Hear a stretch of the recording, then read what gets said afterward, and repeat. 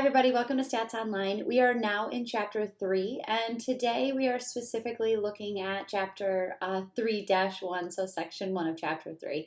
All right, so today is going to be all about talking about collecting data, the very beginning of how we can distinguish between a statistical question and just a general question. There is a difference. And then also today you should be able to identify the population and a sample in a statistical study. So we don't have an opener today. We do have quite a bit of notes, so I want you to kind of brace yourself. I'd like you to have a nice note paper out and ready. We're not doing a lot of calculating, so it's not like a calculator day. It is learning about like a lot of the terminology in statistics, so lots of vocabulary today. All right, so here we go. So I'd like you to give yourself a nice title of an introduction into data collection. A statistics problem, it starts with a statistical question. Not just any question is going to do, right? Not any question that you pose is going to be a statistical question. So a valid statistical question is based on data that varies, okay? So that is, the answer to a question won't be the same every time it is observed, or every time that you ask someone.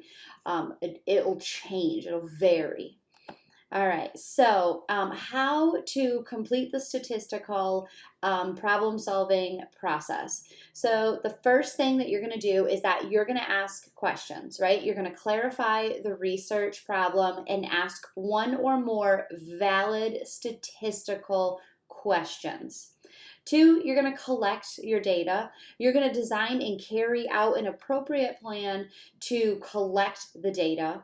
You're also going to obviously analyze the data, and we're going to use appropriate graphical and numerical methods to analyze our data. So it's what we have already learned thus far.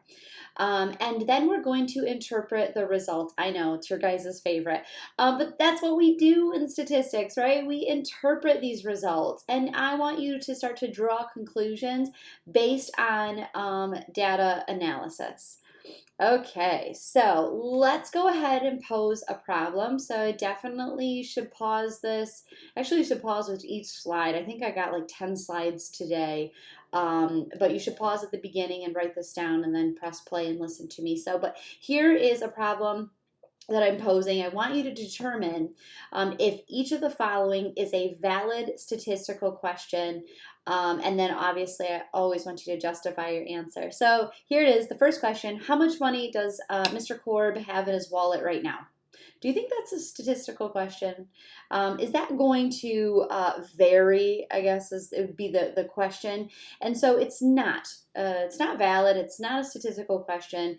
It can be answered with a single value. If we were to get into Mr. Korb's wallet, he'd probably have maybe $1. All right, next question. How long can students at school hold their breath? Well, I would assume that each student can hold their breath at different amounts, right? Different time intervals there, or in general. So we would say that this is a statistical question. It is valid. Definitely will vary. The time frame will vary with each student. All right. Do most adults engage in a vigorous exercise at least once a week? I think I need to start doing that. But that is a statistical question because each individual adult is going to answer differently, right? Their answer is going to vary. All right, good. So suppose we want to find out what the percent of young drivers in the United States text while driving. Is this you? I hope it's not you. Don't do it. So to answer this question, we can survey 16 to 20-year-old adults who live in the United States and drive. So do you think we could ask all of them? That'd be really hard. And would they even tell the truth? Like, let's be honest. Would they tell the truth? This is hard. So ideally, we would want to ask every single teenager or young adult between 16 and 20. That's called a census. If we can ask every single person that we're looking in between those two age groups, then that would be ideal, right? We'd love to do that. But contacting every single driver in this age group is definitely not practical. It would take up too much time, too much money, and I don't even think we could get everyone's response. But the idea is a census, and the census is everyone in that particular group that you're searching for. And so for this example, it was 16 to 20. So instead, we would take a sample, right? And we're familiar with that so far in this class. If we take a sample, we would like that sample to represent, right, the entire population of young drivers. And so we would like to have a great sample that makes sense. Like your sample wouldn't be all 16-year-olds, basically. So you'd want to take a really good sample. All right, so we have population, census, and a sample. So the population in a statistical study is the entire group of individuals we would want information about, right? That is our population. It'd be great if we could get a census, but sometimes it's extremely difficult. So the census collects data from every single individual within that population. So the last example, our population would be individuals between the ages of 16 and 20.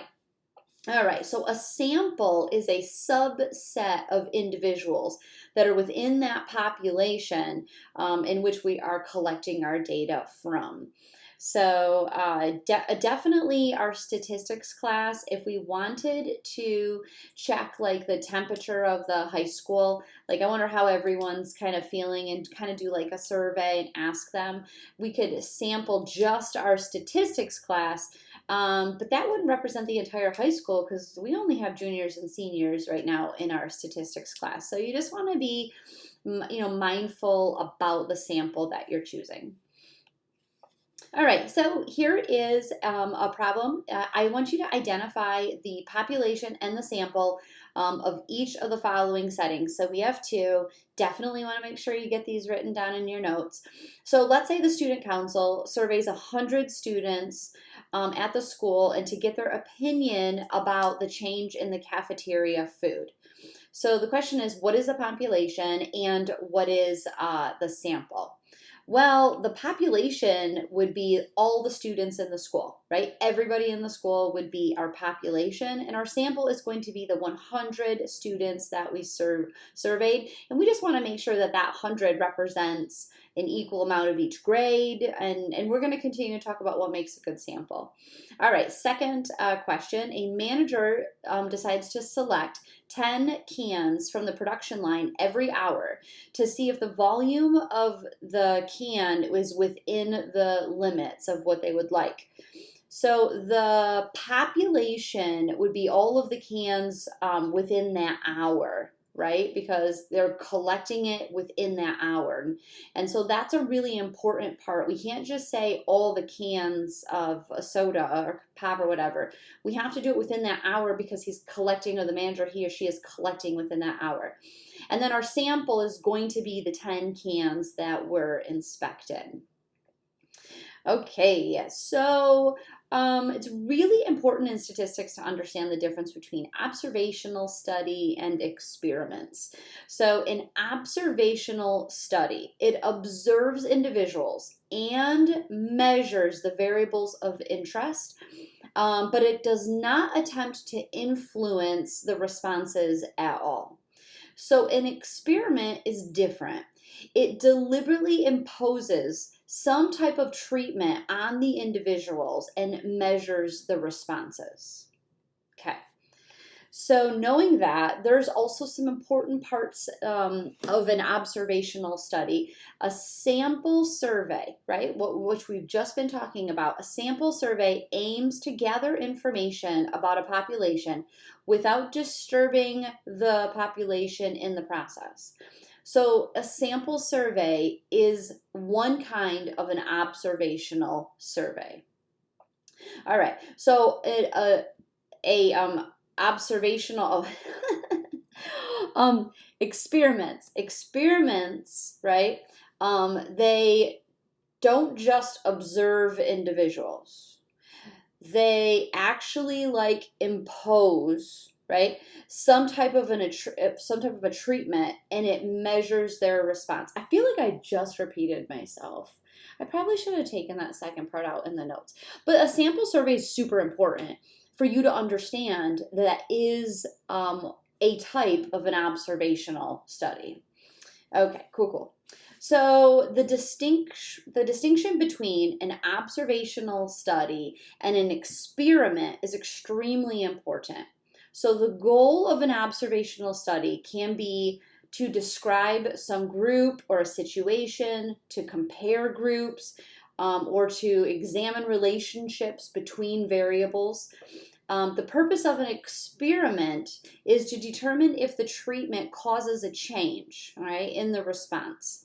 An observational study, even one based on a random sample, is a poor way to gauge the effect that changes in one variable and it has on the other variable.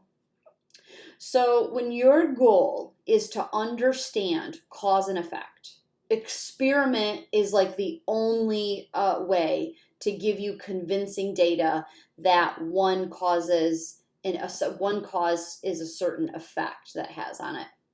So that's also extremely important. I want you to make sure that you have all of this written down. I'm excited about this chapter. It's super fun, great conversations. I'd love to hear from you. I'd love for you guys to join into the class and join in on Zoom. I'm live teaching. If you can come in in class and engage in some of these conversations, because I can't have them with you when I'm sitting here just kind of reading off of my notes today. But I'd love for you to join in. If not, email me.